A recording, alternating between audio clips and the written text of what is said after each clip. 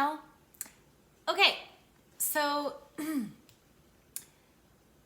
there is a new topic that I kind of want to talk about, and it's basically about flaws, okay, and the things that we perceive to be flaws.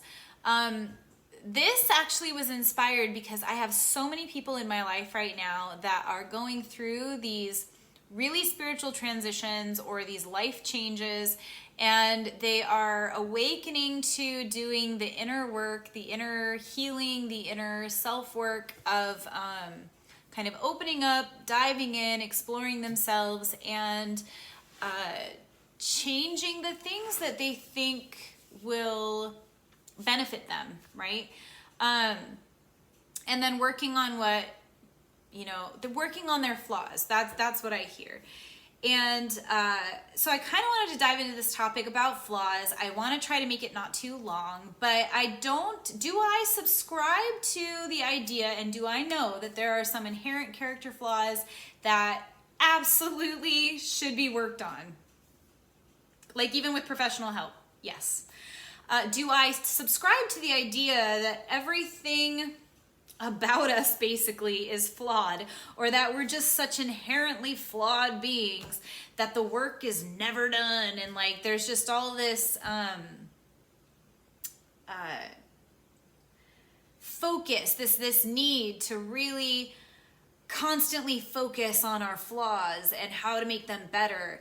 No, I don't subscribe to that, okay? And I'll explain to you why. So let's start with the idea of what I consider true inherent character flaws that definitely deserve attention and time and work, okay? To me, these are things like liar, you're a liar, or you're a manipulator, or you're a cheater, or you have potentially addictive behaviors, right? You're abusive, toxic with your behaviors, right? These are things that I feel are inherent character flaws that definitely deserve the time and the overhaul to work on. Because when I hear or when I think about the concept of flaws and that humans and people are flawed, I look at it like, what are the things that are destroying the connections you have with other people? What are the things that are destroying your work life, your home life, your self-confidence, your self-esteem, whatever it is? If there are things that you do by habit, whatever, that are destructive to your life or to other people's lives, then yes, I look at those like inherent character flaws, really worth taking a look at, super important to become aware of, and then to try to undo, right? Create a new habit or learn new techniques and approaches to change those behaviors. Yes, I believe all of that. Do I believe that people are so inherently flawed that they just constantly have to work on themselves all the time? No. Okay, I don't believe that. Because especially if you don't really embody these major character flaws that we just went over, and you just have parts of your personality that some people don't like and other people love, well, that thing is not a flaw. Some people are going to tell you it is a flaw because they just don't like it. But I'm sorry, just because you don't like something about my personality doesn't make it a flaw. It makes me who I am. So I have seen like gurus, coaches, whatever. I've seen people on this narrative, this script that like the work is never done, and we always, have to strive for, almost like more perfection. It's almost like this, it kind of becomes this thing where I've noticed with people, it's almost like an obsession to obtain perfection.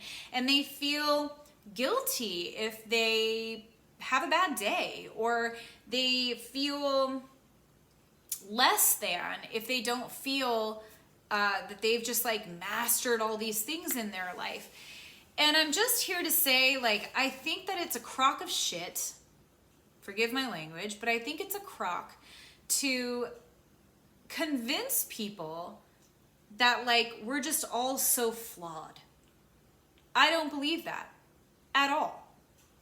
I believe that a flaw really is something that is detrimental to other people's lives that you're doing, detrimental to your own life, or something that's creating toxic roadblocks that are not allowing you to achieve other things in your life that you want to achieve, that you're attempting to achieve and continually fail to achieve, right? There's some blockage.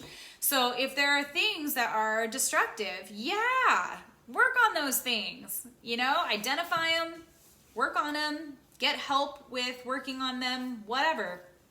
But if that's not happening in your life and like your workplace is thriving, you have, thriving relationships with your friends, you have a great home life, you have whatever, like you love yourself, like you really have a good sense of yourself, then I beg to argue that, and y'all know, I love a good argument, that those things that you are told by other people are flaws are not really flaws.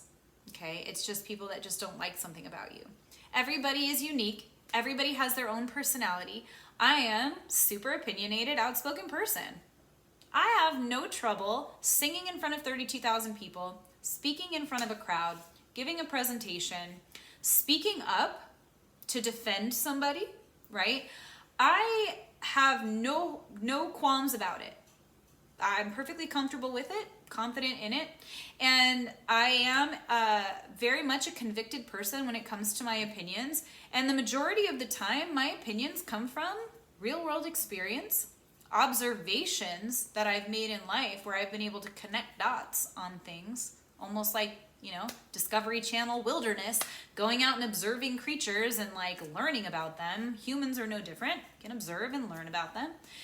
And or just like opinions about things because I've read factual things that have shaped my opinion. So the reason I'm saying that is to give an example. There are plenty of people in my life across the span of 39 years that I've been alive that have kind of come down on that they've said that being opinionated is a bad thing and that that's a flaw and I should really work on that.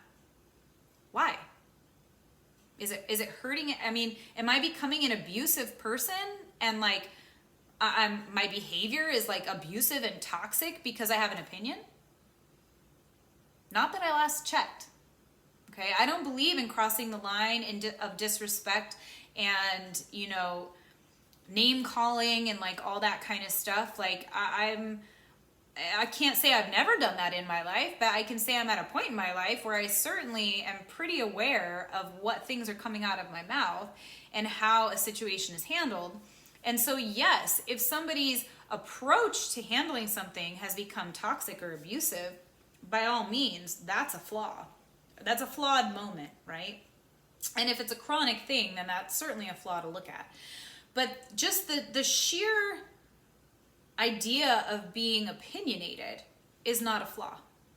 Actually, it's something that more people than not have said they wished they had more of, that they wished they had more confidence to be as convicted about things and to be so able to state those opinions with conviction and not allow it to make me insecure about myself.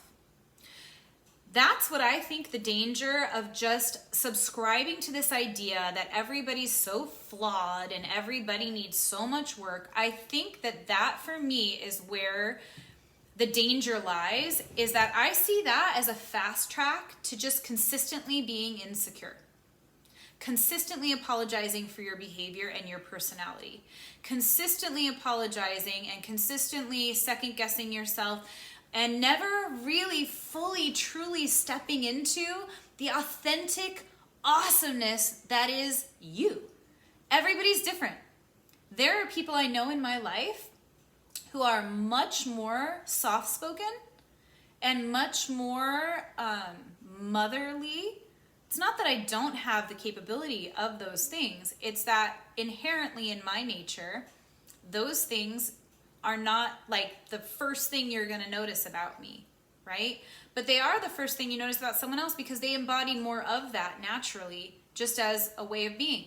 There are people that I've seen that are this way that I wish I had more of that as just a natural thing because I actually value that in them. And I think that's a wonderful trait. Well, there are people that have looked at me and valued my directness and my ability to stand up in front of a crowd, stand up to a bully, whatever it is, and stand up for my worth, get paid what I'm worth. Stand up to my boss and say, hey, I would really like this raise, and here's why, right? I've had so many people tell me that they wish they had more of that it's no different than my looking at someone else and saying, I wish I had more of that too, because I value that. But it's not a flaw in them just because they're not like me. We're all different. We're all unique. We're all supposed to be.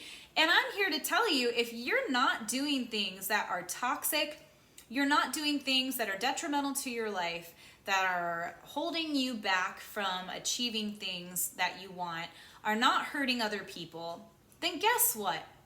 You're just you. And it's okay to be you.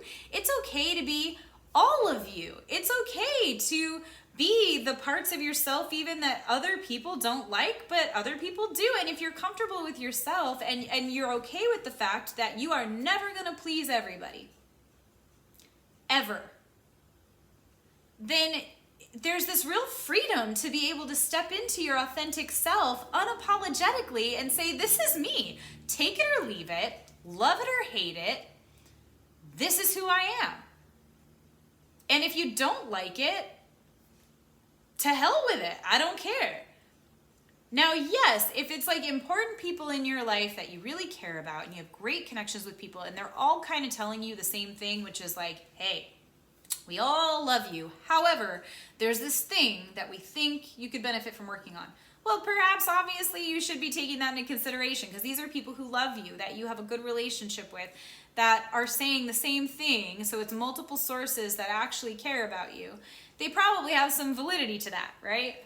But if it's just like this notion that, oh my gosh, you know, like I just feel like I have to work on so many of these things because I just am not as perfect as I think I should be, and I'm not this thing I think I should be, or this type of person I think I should be, then I just feel like that concept is very rampant in society. And I think that's what bugs me about it so much is I see it in society. I see society making men question whether it's okay to just be masculine. When did that happen? In my 39 years, I've never known a woman who hasn't appreciated masculinity. I'm just going to say. And I've known a lot of different types of women. Okay, we're not all the same. We're not cut from the same cloth. We're talking different demographics, ages, ethnicities, personalities, careers. Not one woman I've ever met hates masculinity. Now, they might hate toxic behavior, but toxic behavior is not inherently masculine, okay? I know plenty of women who are toxic as hell. I've been a person who was toxic at points in my life. So it's not an inherently gender-specific thing. So this idea of toxic masculinity, like, no, masculinity itself is not toxic. Toxic behavior is toxic. So even that is like a societal thing that's making people question the very parts of them that make them who they are. And I don't subscribe to that. Sorry, not one freaking bit. So I hope that by kind of putting this out there and using my outspoken, opinionated, convicted nature, that I have maybe triggered something or sparked something in somebody that's watching that maybe has struggled with this issue. And given just that love to you, that like it is perfectly okay for you to be who you are. It's okay for you to have your unique personality and to embrace all the things that make you you, even the things that you're not so great at. That's okay. We all have things that we're not as good at, and we have things we're really good at. And it's great to know both, but you don't have to feel bad about either. The only things that I would say that people really should focus a lot on trying to improve are the toxic behaviors in their life that are actually creating a detriment in one or more areas that they are clearly capable of seeing, then yes, obviously. But but everything else, be who you are. I love the tapestry of people. This is like the threads that make the tapestry. I've got friends of all different cultures, all different personality types, and I know who I can go to for specific things because I know who has the strengths in those things. And that is a fantastic repertoire of people to have in life, right? That kind of just all add to the flavor. So go forth, be yourself. Do not believe that you're just flawed. You're just so flawed and you just need so much work. Like, no. If anybody's ever told you that and you're a good person, you have a good heart, you come from integrity, you're honest, you love, the people around you, you always have a good intention, then fuck them. I mean, like, don't allow that stuff to creep in and make you second guess who you are as a person. Step into your authentic self. Know that it's okay. Love those things about yourself. Love who you are. You add to the tapestry. You are vital to the tapestry. You have something I don't have that I wish I had, and I want to see that from you because I need more of that, and I can only get it vicariously through you. Okay? That's all I got to say about that. Have a great night.